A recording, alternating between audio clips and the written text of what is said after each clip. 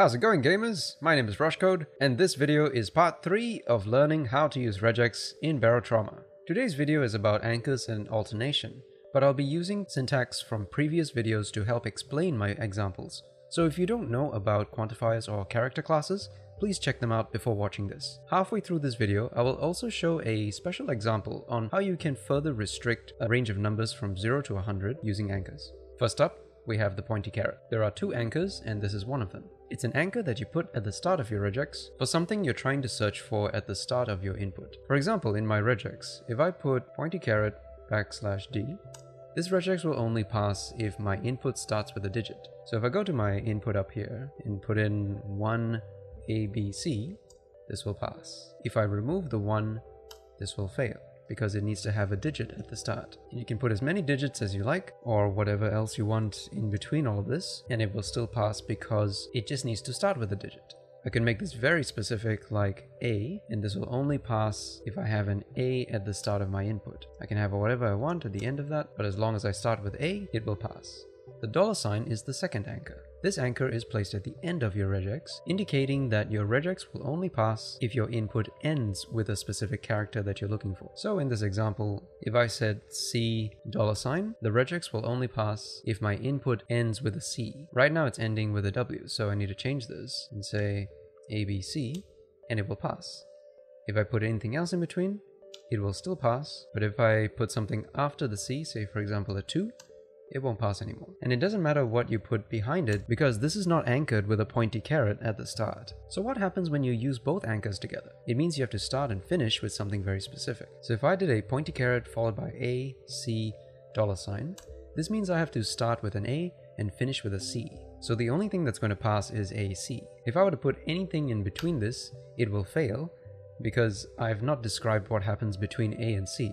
As far as it's concerned, it has to start with A and finish with C with nothing in between. If I were to put a dot in between this, then it passes, because the dot represents any character that's between A and C. So I can put a B, I can put a 2, I can put a space, and it will still pass.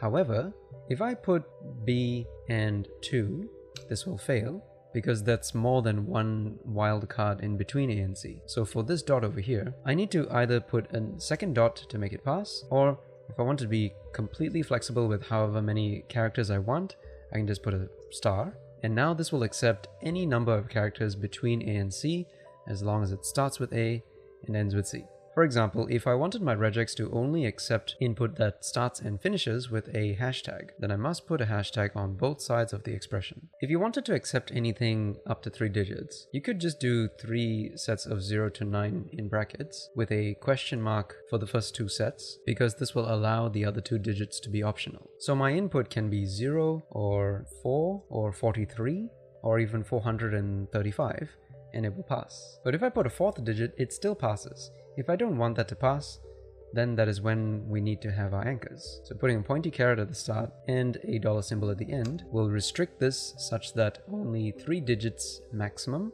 are allowed. So you can't have the 4th digit here. If I remove it, it passes again.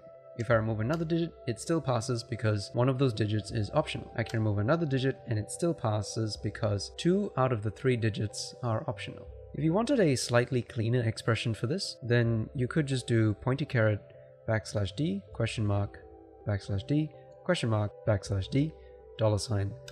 And this works all the same because \d represents everything from 0 to 9. If you wanted to not go above 100, then you will need the help of this next symbol. This pipe symbol is used for alternation. It means you want to find this or that. And as long as you find one of them, regex will accept it. A basic example would be A or B, which means as long as I have A or B, this will pass. So in my input, I can say AC, it will pass. If I do ABC, it will also pass because it finds the A and it doesn't care about what happens after that. Or you can have BC and it will still pass. What it can't have is C and D, because there is no A and there is no B. If I did BCA, this will pass as well, because even though it didn't find the A first in the regex, it found the B and it's happy enough, so it just stops there and accepts the output. And as a side note, if I did BCA, regex will not find the A just yet because it's going to come across the B first. And as soon as it does, it will pass. This is an important note to remember if you're working with capture groups, because depending on the sequence that you've written your characters in, you might get an output that you're not expecting. But we'll talk more about capture groups in the next video. Coming back to our 0 to 100 problem, if you want your regex to only accept input strictly between 0 to 100 and not just any triple digit or anything bigger than that, then typing this into your regex might be the best way to go. You want to accept an input that's either going to be 100 or it's going to be 2 digits, with the first digit being optional. The pipe symbol allows you to have one or the other option, and the brackets help to group this whole thing together so that your anchors know that you're trying to find one of these possibilities. So let's test it out. If I were to put a 0 in here, it will pass. If I put a 1, it'll pass. If I put a 15, it passes. If I put a 10, it passes. If I put a 100, it passes. If I put a 75, it also passes. But if I put 101, it fails. If I put anything bigger, it still fails. If I put 1005, it will also fail. So this might be the best way to go, using this type of syntax to restrict everything from 0 to 100. But there are probably other ways that you can spell this out, maybe even better versions than what I've written. And if there are, please leave a comment down below. I would love to know your thoughts on this and what you think are other ways you can write it to achieve the same result. And while the brackets are doing something very obvious here and just grouping everything together, it does go a little bit deeper than that. But I will talk more about capture groups and what's going on with the output here in a future video. So thanks for watching, guys. If you liked it, smash like, hit subscribe, and I'll see you guys in the next video. Rush Code out!